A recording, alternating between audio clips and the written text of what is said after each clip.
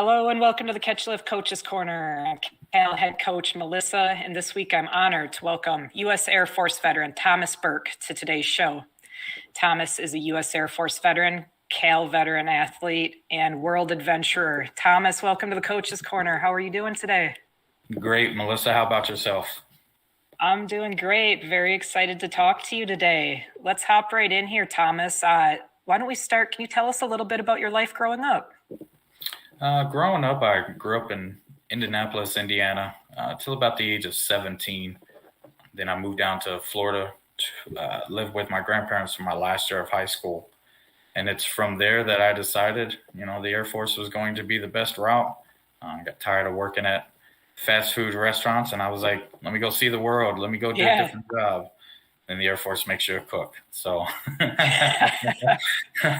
not much change there. Yeah. So what did you kind of think? What did you think about the Air Force? When you got in kind of your basic, your advanced training, how was that for you? I thought it was really interesting. I could easily see the correlations of why the Air Force transitions out job-wise better than the other services. Right. Because you're Air Force, you're going to be taking care of the troops, not necessarily pushing forward the troops kind of stuff. And that was one thing that really interested me about the Air Force over the other services is the after your military career job status, your job availability type stuff. Thoroughly enjoyed it. That makes a lot of sense too. As you explained that was something I certainly never thought about, when I, was joining the Army, what would happen after or like job transferability or anything like that. I mean, joining at 17, that just wasn't even on the radar.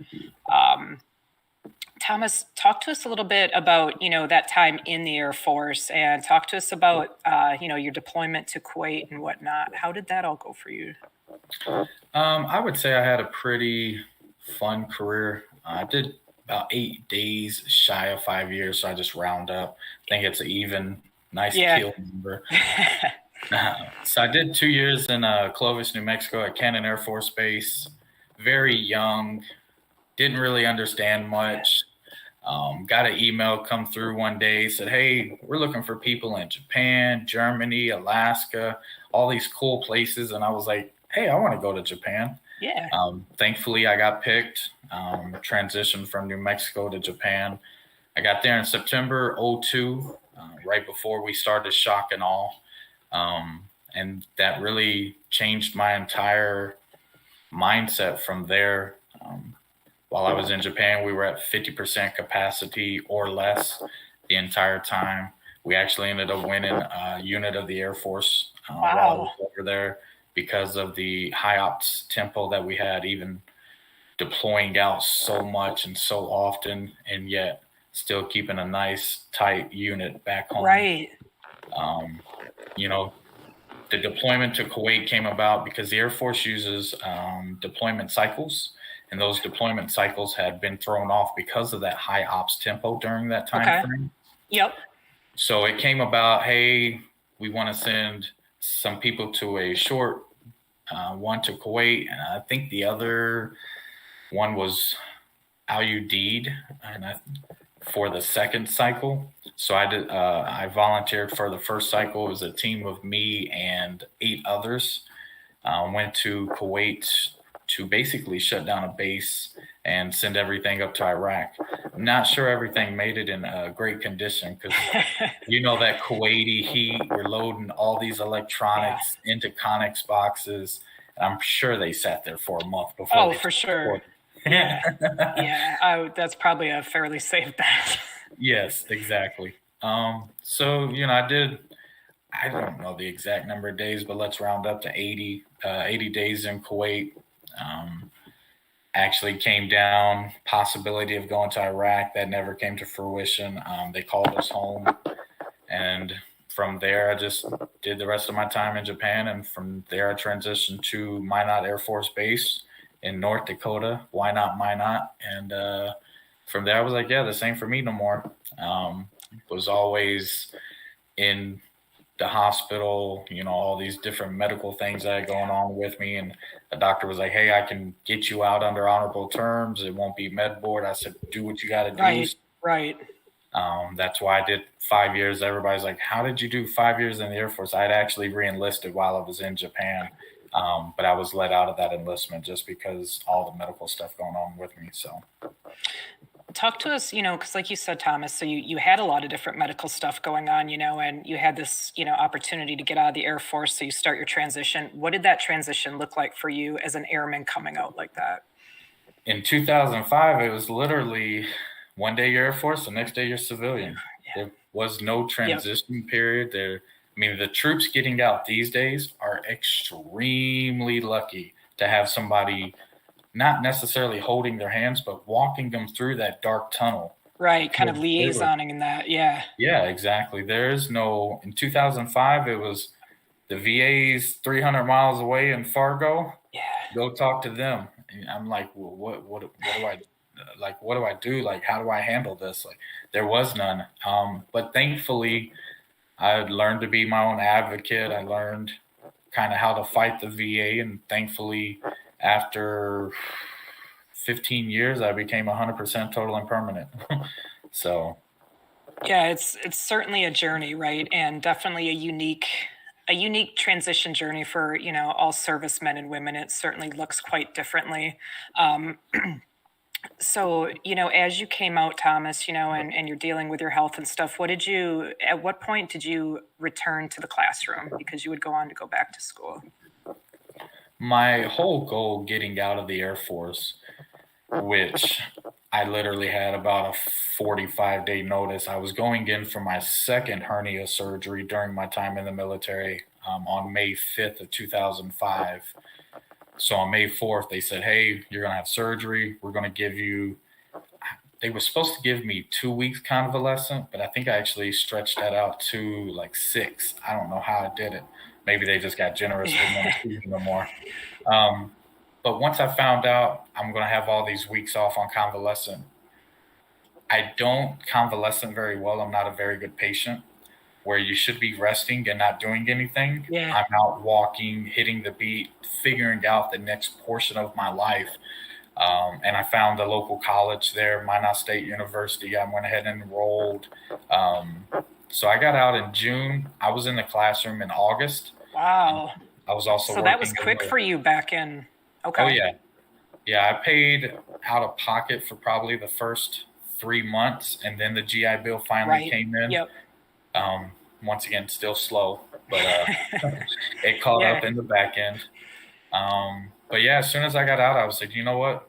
I think it was $1,800 back then of what I was getting for the GI Bill, because I also did what's called the top-up program while I was in the service. I gave like another $600 on top of the 12 that I actually paid. Okay. Yep. So that way I get more money. Right. As soon as I got out, I said, I'm getting a degree, not necessarily to use it, but because I wanted to be the first one in my family with Yeah. a college degree. For me, that was a major accomplishment. Oh my gosh. Yeah, absolutely. And Absolutely. then, so I did a semester there, and I decided, I don't really like this cold weather. I need someplace warm. So that's where the Carolinas came into play, and I waited out my year for residency, and then I started at the University of North Carolina at Charlotte, August of 2007, and by December of 2009, I was walking across the stage. Wow, congratulations. That is absolutely fantastic. Thank you. I appreciate it. Fantastic. And what a terrific achievement for you and your entire family. Like you said, the first one to graduate college. Tremendous. What did you study in school, Thomas? So I have a degree in history.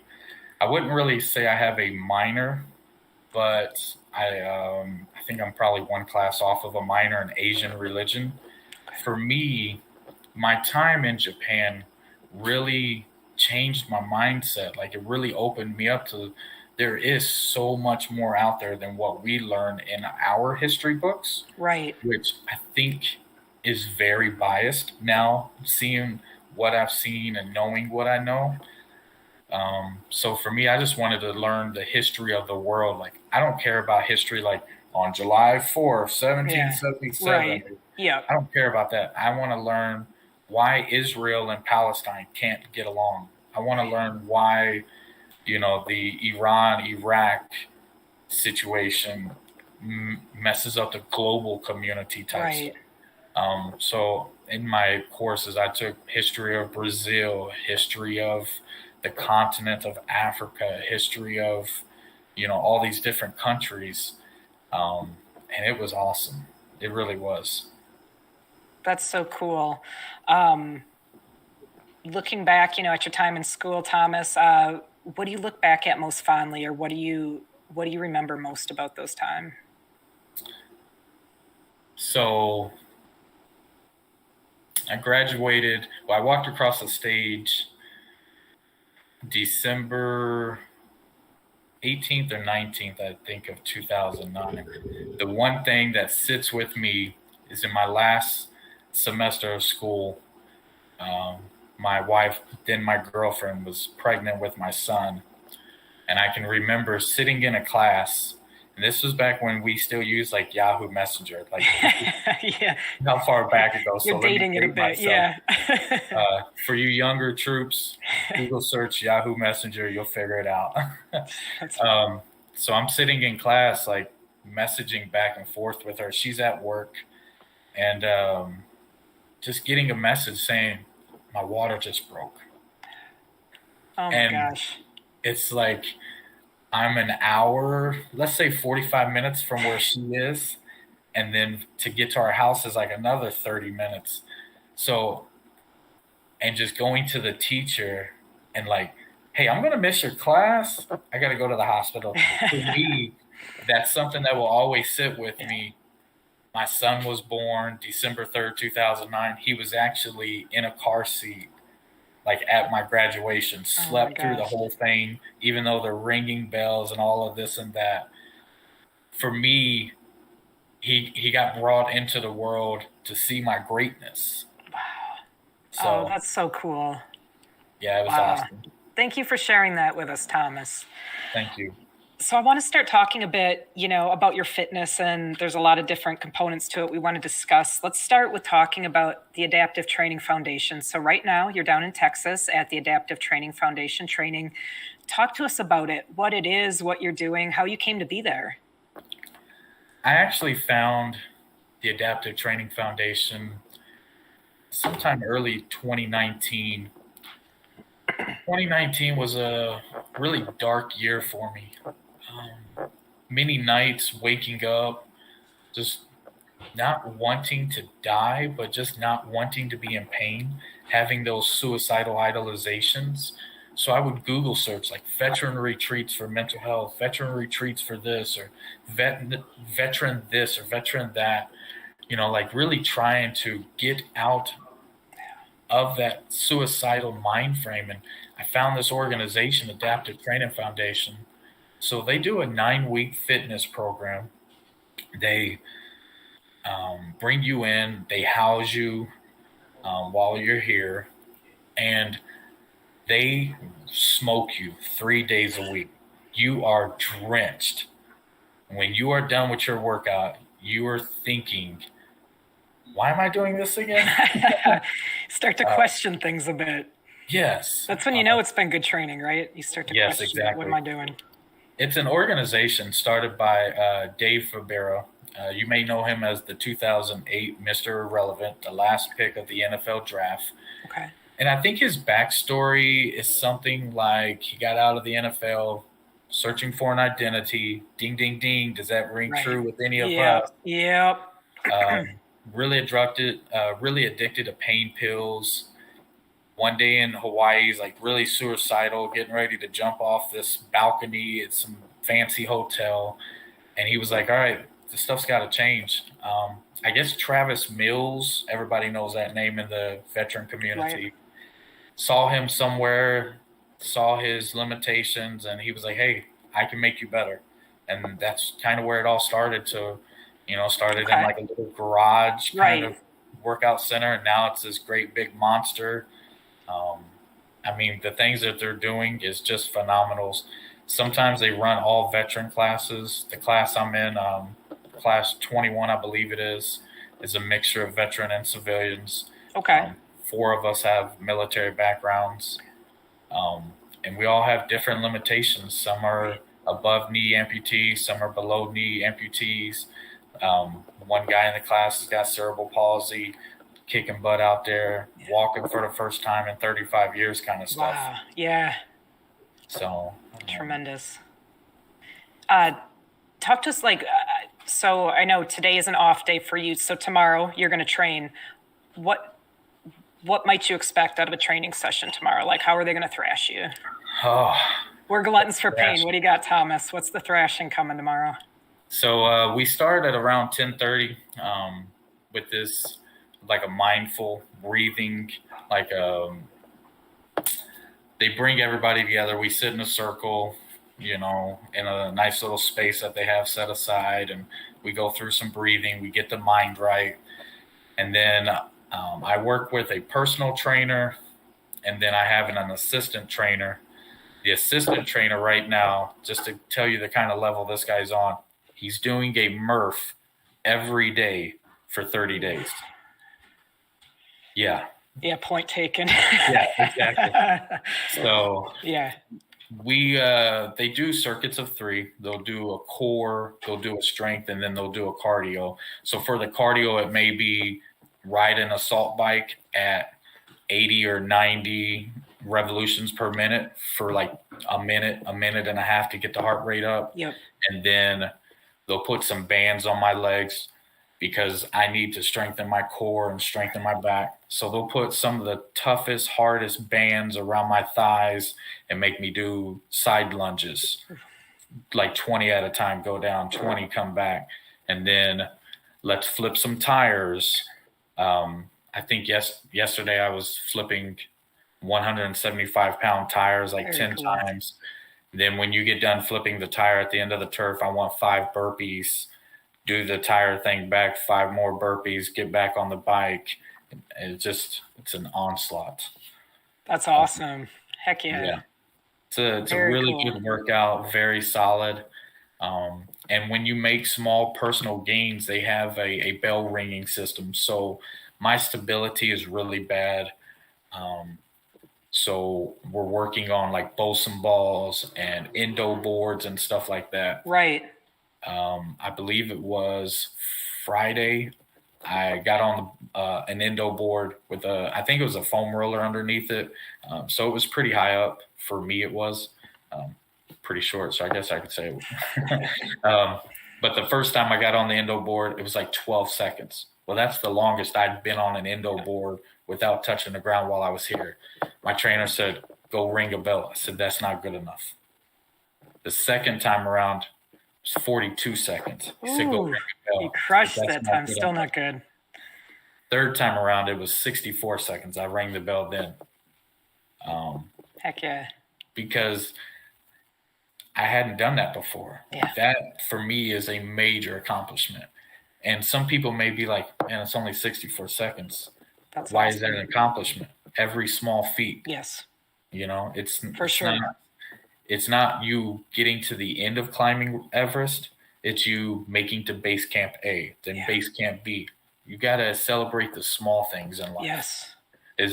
And they do really good with that here at the Adaptive Training Foundation. Is they don't care about you finishing Everest. They care that you started, that you made it to base camp A, that you made it to base. You got to enjoy the small things and not just the big things. Wow. Yeah, that is so very true. That is so very true. That's a terrific message too for us all to take and apply into our individual lives, because that's just it. Celebrate those small victories, whatever that is for you individually. I love that. Yes. Thomas, talk to us about being active outdoors. How has that changed your recovery? So I'm a cyclist. I love cycling. I love cycling so much that I brought my helmet, I brought my LED lights, and I brought my speaker because I knew I was going to buy a bicycle here in Texas because I need that wind therapy. Yeah. For me, I'm in that open road, not necessarily playing Frogger, but pretty close to it. Yeah, A lot of people are like, man, it's so dangerous riding on roads. I mean, driving your car can be dangerous. Walking across the street can be dangerous. Sneezing can be for dangerous. sure. Yeah. So for me, it's just something that I need. It really, like Friday night after getting smoked at the gym, Friday night I still went out and rode 15 miles. Sunday I rode 16 and a half. I just need that in my life. It just really clears me out. I can back home on my typical bike. My typical rides are between 20 and 30 miles. And when you're out there for 90 minutes and you're doing 18, 19 miles an hour and just flying, there's just no better feeling. Uh, it's something you can't even describe. Well, I would ask you next, out of all your types of fitness, like what your fitness passion is. But as soon as you start talking about the bikes, you just light right up. Yeah. That's terrific. How long have you been riding bike, Thomas, or has that kind of always been a part of your life? Growing up, that was definitely my escape from uh, a quote unquote abusive household. Um, Parents really weren't there. We can kind of do whatever we wanted. Right. Even as a 8 or 9 year old kid, I would be on a bike from sun up to sundown. We would be in other cities riding 20, 30 miles north of Indianapolis into like Lawrence and different places like that. And people are like, you guys are crazy. Our parents were there. Nobody really cared. Nobody really showed us that love. Like, hey, you better be home by this time. So for me, riding a bike has just always been there. And even getting into the military, everybody always mentioned like how big my calves were. Like my calves are the size of people's heads. It's just because of the All the done. biking, I'd believe it. Yeah. Yeah. So yeah, it's always been there for me. It's always been my escape. Wow, that's wonderful. Absolutely wonderful to hear. Um, so we'll touch back on fitness in a minute, Thomas, because I want to talk to you more about joining Catch a Lift and the impact that's made in your life. But before we get there, something that as you and I talked before the show and everything, that became very clear to me is you've said yes to a lot of opportunities. Like, you've been proactive, you've seized a lot of opportunities that have come your way. And coming up in, I believe, July, you have a very big trip coming up. Would you tell us about that? So pre-COVID, you got to define the world, I was just saying this morning, how many times do we have to say before COVID or something? Yeah, go ahead. So last year, early 2019, I think we were supposed to go in April. I'm associated with this organization called Heroes to Heroes, and they select veterans with morale injuries and take them to the promised land, over to Israel, and just take them on a 10-day tour of everything. And the culminating thing there is getting baptized in the River Jordan. Wow. Oh my gosh. And once again, found them in 2019, like through my darkness, reached out to them. Of course, didn't get selected. But last year I was slated to go, had bought tickets to fly to New Jersey. Once you get to New Jersey, everything from there is covered as far as flights and hotels and all of that. And then they said, nope, Israel is shut down. So right now we're slated to go July 12th through the 22nd, flying to Newark on the 11th. And from what I'm gathering, even though what's going on today with Israel and Gaza, as of right now, we're still a go. They're expecting everything to be wrapped up here right shortly. But yeah, it's a great organization. Reach out to them, Heroes to Heroes. They take, I want to say, probably 4 trips a year. I think 1 trip a year is dedicated to all females, if I'm correct on that. So that way you don't have to worry about the co-ed and everything like that. So great organization.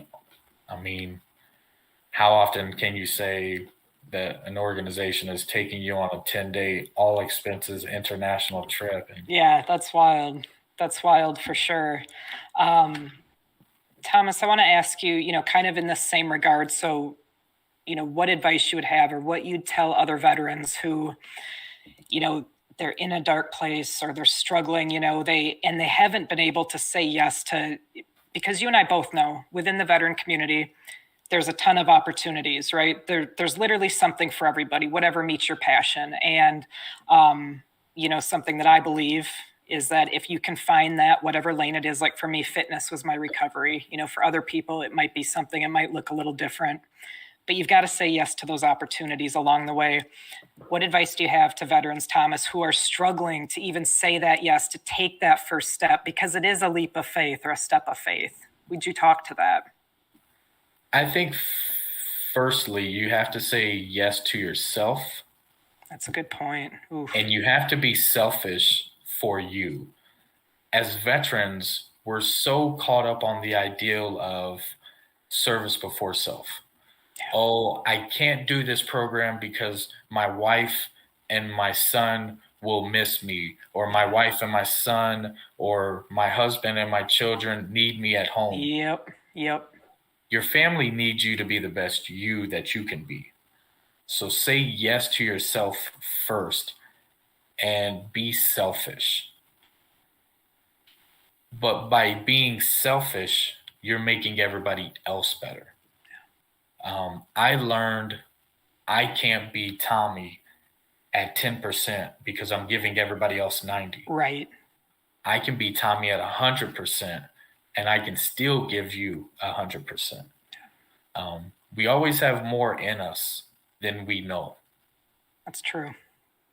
So, I just, wherever dark spot you're at, just put your hand out. Somebody's going to help you. So that's what it took for me. Yeah. So. Thank you for those words, Thomas. Thank you. No, that's say yes to you. That's very, very powerful. So let's talk about Catch the Lift, Thomas. Was Cal like a search? Did you find him through, or how did you find Cal? I think I might have found Cal through a physical health and wellness expo with Wounded Warrior Project. Okay. I'd heard y'all's name before that, but after I did the physical health and wellness expo in Jacksonville of April 19, I submitted my application. You guys got back fairly quick saying, hey, you're approved. But then, the whole world shuts down. So it took a while. Yeah. So something I want to note here, and, you would never say it, obviously, yourself, Thomas, but it definitely should be made a note here. So we were able to get you an equipment for our grant for home equipment back in, I believe, it was December of 2020. And we were all shocked at Cal HQ when you reimbursed the full amount of that grant to pay it forward for another brother and sister. I don't want to put you on the spot about that, but talk about the mindset of your brothers and sisters and just paying it forward to them in whatever capacity a person is able. I got pretty fortunate this year. I sold a house in North Dakota. Yes, I did move back up there, even though I hated it. Yes. Let's start with that. So I bought a house in North Dakota when I was up there working in the oil fields. And late last year, around the time I was getting the Cal grant, we were actually in the process of fixing it up, putting it on the market, and it sold very fast. So when I got that check, I was like, I have enough money to fund somebody else's dream, to fund somebody else's goals. I don't need, this little extra money. For me, it was a no-brainer. As soon as I had the money come in, let's pay this off, let's do this, let's pay my Cal grant back. Because I know what it did for me. Yeah. Getting that email saying, hey, you're going to be funded, let's go shopping. It was like a kid in a candy store. Yeah. I can have a lollipop, I can have some bubble gum, I can have a Snickers bar. So for me, I knew what excitement it brought for me. So paying that grant back was easy for me. And I love that Cal reached out to me and was like, hey, you made a mistake. And I was like, Yeah. nah, no mistake Yeah, we're made. like, someone's got to call Thomas, man. This, Um, but that's just who I am at my core. At my core, um, I just want to give. So whatever I can do for somebody else, that filled my cup that day. So yeah. I appreciate you saying the thanks and all the nice, kind words, but it's just me being me. So Well, and I do, and again, wasn't trying to definitely put you on the spot there, but like as a veteran in the program myself, right? Like I thank you, and I told you, but just to put it out there, we were able to immediately fund another veteran off of the wait list, with your funding. So I mean, thank you for that. Obviously, I've got one last question for you today, Thomas. What does it mean to you to be a Catch a Lift Fund veteran athlete? to be a Catch Lift Fund veteran athlete means that I'm in control of it. I'm in control of losing my weight. I'm in control of extending my life, not ending my life. Um, you know, I went to Operation Surf in early February, got on a scale there, 236. Like, who's this big guy in the mirror? Like, I've never been a guy that really cared about weight, but I've never been that big before. So thankfully, I locked it in. I got on the scale yesterday, 205. Heck So yeah, great work, Thomas. averaging 10 pounds a month. And all that's going to do is that's going to make the pain go away. That's going to make my mind work better and all of that. So for me to be a Catch a Lift Fund veteran means everything because I'm no longer suffering. I'm suffering at the workouts. Trust me. That's a good suffering, though, for sure. That good suffering, that kind you like. Yeah. So, I got a buddy. I think he's another Catch a Lift Fund veteran, and he's always taking pictures at the gym, and he's always like paying my rent today. The rent's due. So, and it's something wasn't necessarily in my background before the military, but as a military veteran, fitness is always there for us. Yeah, for sure. We did it way too many times to say, "Oh, I didn't want to." So. Yeah. Oh, man. Thomas, thank you so much for your service to our great country. And more than that, thank you for the light that you shared with us all today and that you continue to share with your brothers and sisters. Absolutely terrific. That's it for this week's episode of Coach's Corner. We will return next Wednesday at 1 Eastern Time with another episode. Thank you again, Thomas, for sharing your light with us all today. Absolutely phenomenal. Thank you to Clear Ridge for all your support of all things Catch a Lift. A big thank you to Lynn Coughlin, Henry Pomper, and Kaylee Nasiri for all of the work you do to make this podcast possible. And to the entire Catch a Lift team, we say a huge thank you. And until next week, keep it real and stay Cal strong.